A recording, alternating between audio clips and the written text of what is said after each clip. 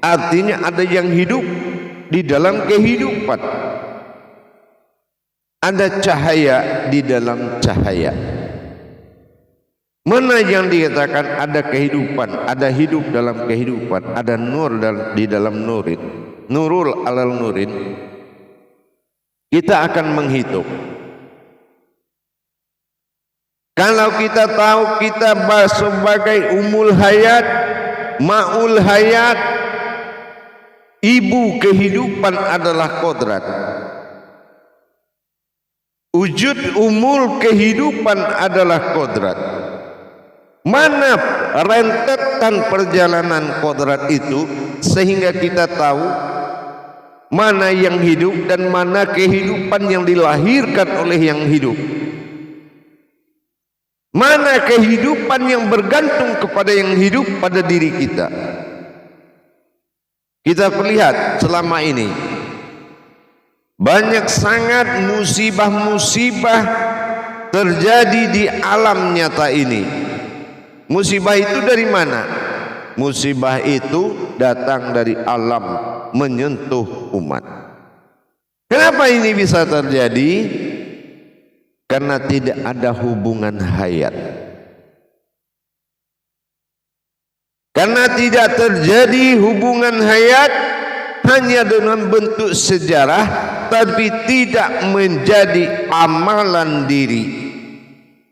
Hidup mengamalkan kehidupan.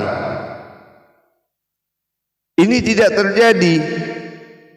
Mengamalkan itu artinya apa dasar pandangan kita melihat kodrat alam dan menyatukan mengarahkan ke kodrat diri. Apa tajalinya? Kalau ini hayat, tajalinya hidup, pandangan adalah ayat. Tidak mungkin alam itu murka kepada manusia. Tidak mungkin murka. Setiap yang berasal dan memiliki usul, dia pasti takhluk, pasti menghormati, pasti menjunjung tinggi setiap kehidupan kepada yang hidup, dan yang hidup pasti berhadap dan menyembah yang menghidupkan. Dalam hal ini saya akan menyampaikan tauhid mana nurul ala nurin, 4 nur yang dikatakan kehidupan, 4 nur yang dikatakan rahasia dalam rahasia. Nurul alal nurin, 4 nur. Nah, kita masuk kepada nur yang pertama. Nur yang pertama, kehidupan yang pertama, ini disebut dengan nurul. Nurul. Nah, mana yang nurul? Nurul itu terbagi kepada 3 kodrat. Di dalam kehidupan atau nurul. Nah, ini dibagi 3. Nurul ini bersifat keselamatan, yang menyelamatkan. Ya. Yang pertama disebut dengan nurul Islam. Ini bagian dari nurul. Yang pertama dulu, nurul Islam. Nurul Islam ini hakikat kodratnya seperti bintang. Bintang itu derajat. Nah, ini ingat. Jadi kalau hidup di bawah nurul, ingat jangan sampai di bawah derajat alam. Ini nurul Islam. Islam butuh derajat bintang. Yang kedua, pecahan dari nurul ini nurul iman. Nah, nurul iman ini adalah ilmu.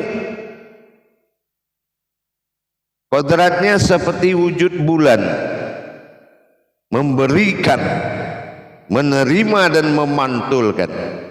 Ini namanya nurul ilmu. Nurul iman bernama kodratnya ilmu, wujudnya bulan. Yang ketiga nurul, pecahan dari nurul adalah nurul ihsan. Nah, ini matahari memberikan kehidupan. Nah, itu adalah kodrat. Dan ini adalah fungsi alam, 3 kodrat. Nah, itu dalam satu nurul. Itu kita laksanakan. Bahwasan ini adalah kehidupan. Harus ada derajat, harus ada ilmu, dan harus hayat di dalam nurnya Allah. Ini nurul ihsan. Jelas keumatan, jelas ilmu, dan jelas kodratnya. Ini nurul yang 3. Makanya di langit itu ada 3. Nur yang kedua dikatakan dengan Nur Muhammad. Nah, mana yang dikatakan Nur Muhammad? Inilah alam semesta. Alam semesta ini adalah nurnya Muhammad, nur yang memuji, nur yang bertasbih, beribu-ribu tahun dia bertasbih memuji Allah. Inilah alam, ini yang Nur Muhammad.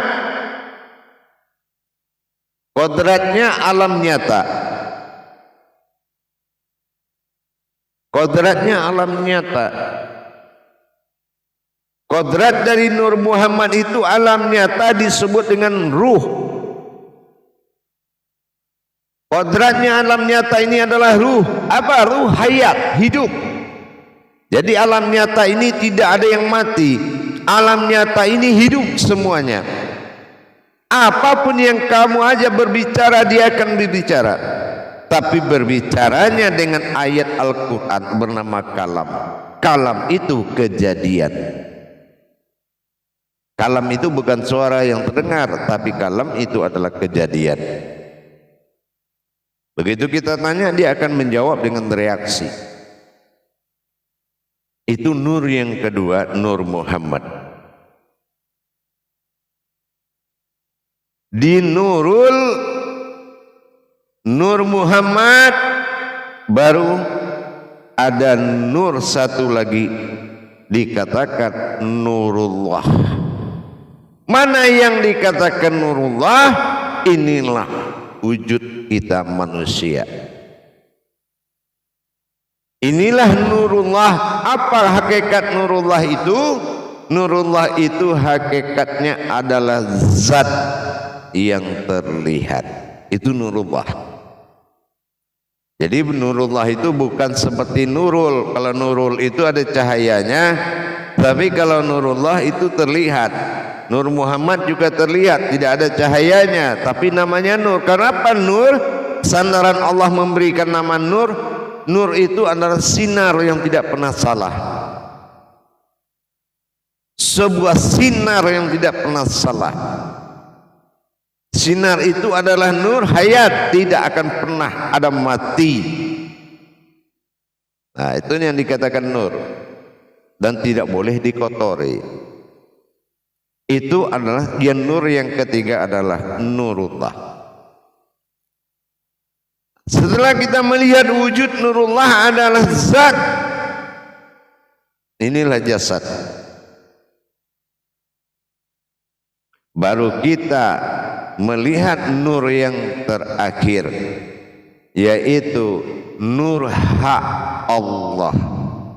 Nah gitu ya, nur hak Allah. Nah, mana nur hak Allah? Inilah diri ruhani, inilah diri insan, ihsan, inilah diri batin. Nah, itu dinamakan nur hak Allah. Nah, nur hak Allah inilah yang menyebabkan 3 nur lagi nyata ada. Inilah nur hak. Nur hak adalah diri yang halus. Nah gitu. Nur hak itu adalah diri yang halus. Jadi 4 nur itu saling ketergantungan. Ya. Nah, makanya kalau sudah menjadi ma'ul hayat, ma'ul hayat itu adalah makom kehidupan. Makom kehidupan adalah ma'ul hayat ini adalah al-haqqullah, yaitu diri yang hak. Ya, jadi al-haqqullah, diri yang hak adalah ma'ul hayat. Itu yang menyebabkan semuanya ada. Jadi kalau kita umpamakan seperti tenaga listrik PLN itu, ya, begitu PLN itu dengan tegangan tinggi, maka alam berpengaruh kepada semua listrik akan berpengaruh kepada cahayanya. Begitu juga ketentuan dan kekuatan nilai dari al-haqqullah, nur hak Allah tadi, diri halus itu sangat berpengaruh kepada alam. Kalau diri halus atau diri al-haq itu kita tidak pernah bertajali dan mentahalikan suatu aras kekuatan, maka dayanya akan melemah dan alam pun tidak akan menyentuh kepada perbuatan dan tidak akan tersambung kepada alam. Nah, sementara alam aja kekuatannya seperti tadi, ada nurul Islam, nurul iman, nurul ihsan, ada nurullah dengan segala kekuatan air, api, angin dan tanah, segala ruhnya, ruh-ruh yang di dalam, ada nur Muhammad dengan kekuatan, ada dikatakan nurullah, nurullah ada perbuatan akal dan nafsu manusia. Dan bagaimana nur haknya Allah, kalau dia di bawah kekuatan itu, maka inilah yang terombang-ambing, entah mana orang, entah mana umat, entah mana Tuhan. Buta aksara dia terhadap kontak kehidupan, buta dan tuli dia, sumbum bumum uyum pahum la yarji'un. Karena al-haqqullah ini dia harus ada penyembahan dan wujudnya, yaitu wujud yang menjadikan. Nah, ini yang dikatakan dengan qayyum, yang menghidupkan. Jadi siapa yang menghidupkan? Yang menghidupkan adalah wujud Allah yang bersifat batin. Nah, disinilah baru ada tersambung hayat tadi. Nah, inilah yang dikatakan Rabbil Alamin. Kalau memang kita mendirikan diri yang dikatakan nur hak Allah, maka semua akan tafakur kepada ma'ul hayat khalifah di muka bumi ini. Itu adalah wujud Allah. Nurullah zatnya Allah, nur hak Allah adalah diri yang batin. Nah, ini yang dikatakan ada diri batin di dalam alam batin. Nah, alam ini semuanya batin. Kenapa di batin? Tidak mungkin ada zahir kalau tidak ada batinnya. Ibarat tidak ada mungkin sebuah kehidupan kalau tidak ada yang hidup. Tidak mungkin ada asma kalau tidak ada husnanya. Nah, ini sudah nyata. Manusia ini adalah kodrat umul alam, umul hayat, ma'ul hayat. Harusnya semuanya di bawah kendali utusan Allah, yaitu rahmatan fil alamin Muhammad sallallahu alaihi wasallam, beruhi al-izzatin wa ruhani al-insan. Inilah kita sebagai ruhaninya Muhammad, hayatnya Allah kelipah di depan bumi ini. Itu tajalinya. Empat nur ini akan selalu tersambung siang dan malam. Maka kita sudah bisa berobitah dengan alam ini dengan wasilahnya Allah. Maka Rahman dengan Rahim ini disebut pengasih dan sayang, kasih sayang. Jadi akhirnya apa? Antara kita rahimnya Allah dengan rahmannya Allah alam harusnya berkasih sayang di dalam kodrat batin zat dan nur. Inilah yang bis atau batin Allah. Jadi kalau sudah datang penghulu dari alam itu tadi, dari yang kodrat yang 4 itu, kalau hayatnya nur hak Allah itu maujud, hadir ke tengah-tengah 4 nur tadi, maka disinilah terjadinya sebuah wala tafaraqu la bismillah. Mudah-mudahan dengan hadirnya yang menghidupkan 4 nur tadi, qayyumnya adalah billah, batinnya Allah ini adalah awal muasal semua ada. Yang maujud batinnya disebut dengan wujudnya kunah, zat yang berdiri, dan kunal adalah zat yang didirikan. Inilah alam. Tapi kunah adalah zat yang berdiri. Ini adalah diri. Nah, ini yang dikatakan nuru alal nurin. Begitu. Kalaulah kita lihat dengan mata batin, semua nur ini sangat indah di alam ini. Makanya untuk memberikan hadas, ibaratnya buang hadas, kita berdiri kencingkan semua itu rasanya ada malu di diri kita. Ya, karena semuanya terbuat dari nurnya Muhammad. Nur Muhammad itu ada dalam surat Al-Quran.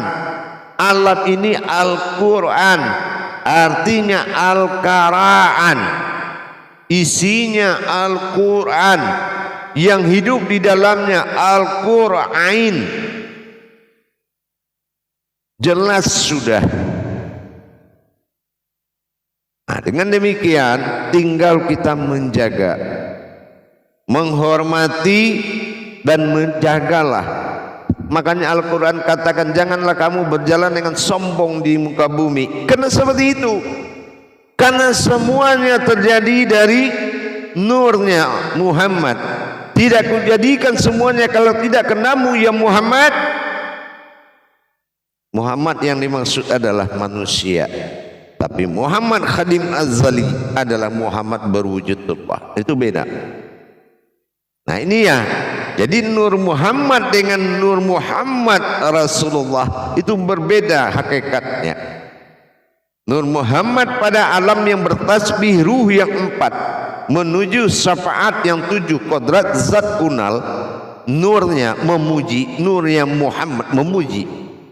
Tetapi kodrat yang di dalam ada dikatakan dengan nurullah. Nah inilah yang dikatakan dengan nur Rasulullah. Inilah. Jadi kalau nur Muhammad pada kodrat diri adalah wajah Adam, sesungguhnya Adam itu nurnya Muhammad.